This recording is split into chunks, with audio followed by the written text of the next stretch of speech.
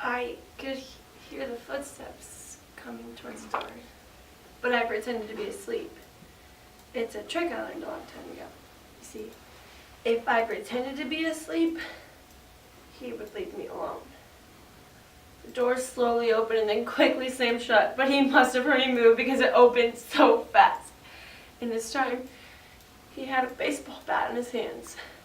He swung towards me, but at first, he missed.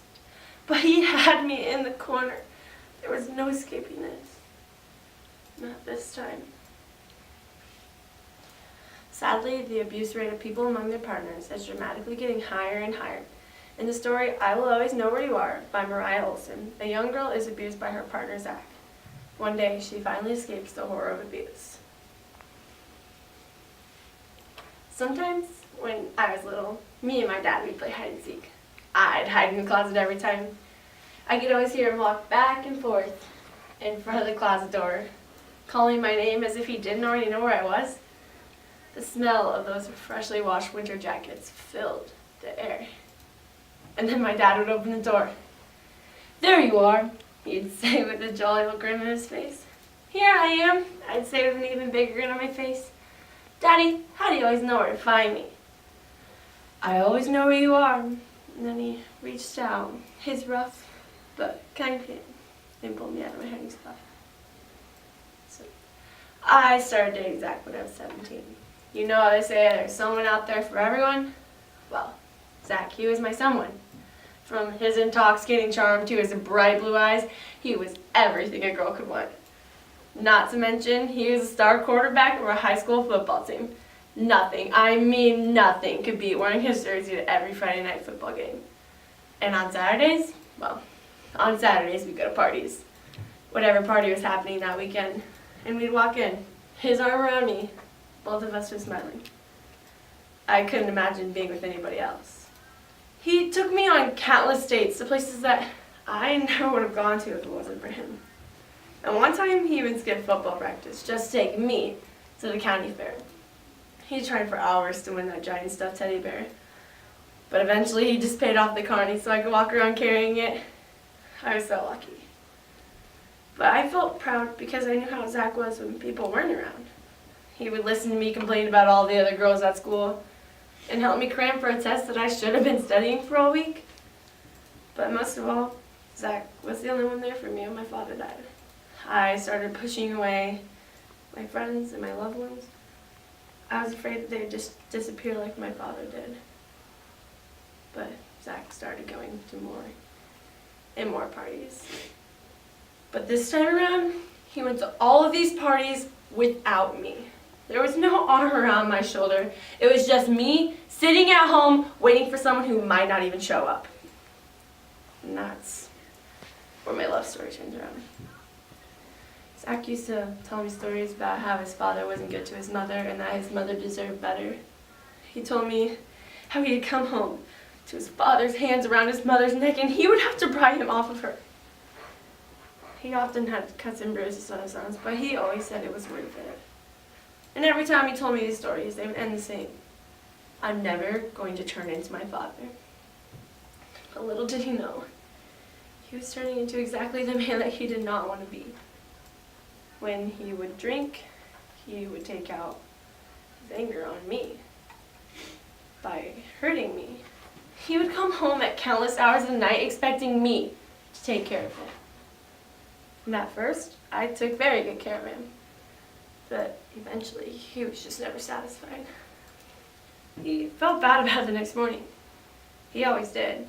He would apologize, and I forgave him so many more times than I should have. My dad used to always tell me how I deserved better than Zach, but I just thought the good outweighed the bad. I couldn't pretend that he didn't make me the happiest girl in the world. Besides, I couldn't leave Zach like my mother left me. I knew what it was like to be left behind, and I did not want anyone to ever feel that way. And now, I'm the one that's being left behind. Again. And I finally realized that I deserved better. As I'm sitting in this closet, the blood running down my bruised face. I know what you're thinking. Why am I still with him, right? Well, the truth is, I really did not have a choice. He wouldn't let me leave. He would do things like lock me in a closet to prevent me from leaving. Oh, and if I tried to leave, he would find me. And my punishment would be so much worse than it would have been if I would have just stayed. Besides, it's not like I had anywhere to escape to anyway. You see, my mother, she left when I was 2. My father would always tell me that the life she was living wasn't good for her and that she needed her space. You can tell by the way my father used to talk about her that he still loved her. But none of that really matters anymore, does it? My father is buried in the ground. But I needed him to save me. I needed him to come rescue me from this mess. But he couldn't. He couldn't come rescue me. The strong smell of whiskey was determined to stay on his breath as he whispered things into my ears that I did not want to hear. No, leave me alone, I'd say as he gripped my arm, dragged me across the bare carpet, and threw me against the wall into the closet door. And then he locked it. Stay there. That way I always know where you are. So, that's where I spent my days. In a locked closet. I kept telling myself, maybe it's better this way. This way he can't hurt me. I kept telling myself, he can't hurt me, he can't hurt me, he can't hurt me. On the first day, I felt blood everywhere. Running down my bruised face, on my arms. So I ripped off a piece of an old winter jacket. Pressed against the gash on my forehead. And they ripped off an even larger piece to wrap around my forearm, where the bat took its second hit. And on the second day, I was so hungry.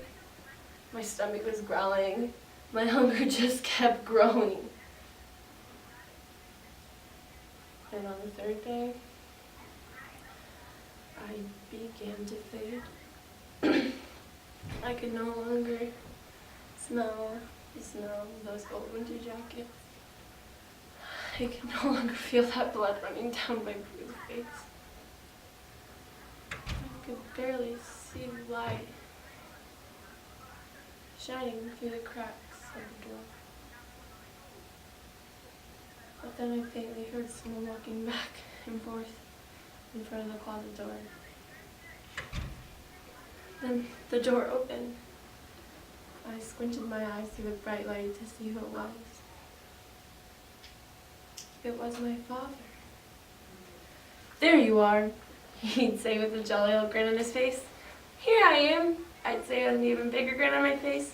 Daddy, how do you always know where to find me? I always know where you are. And then he reached out his rough but kind hand and pulled me out of my hiding spot.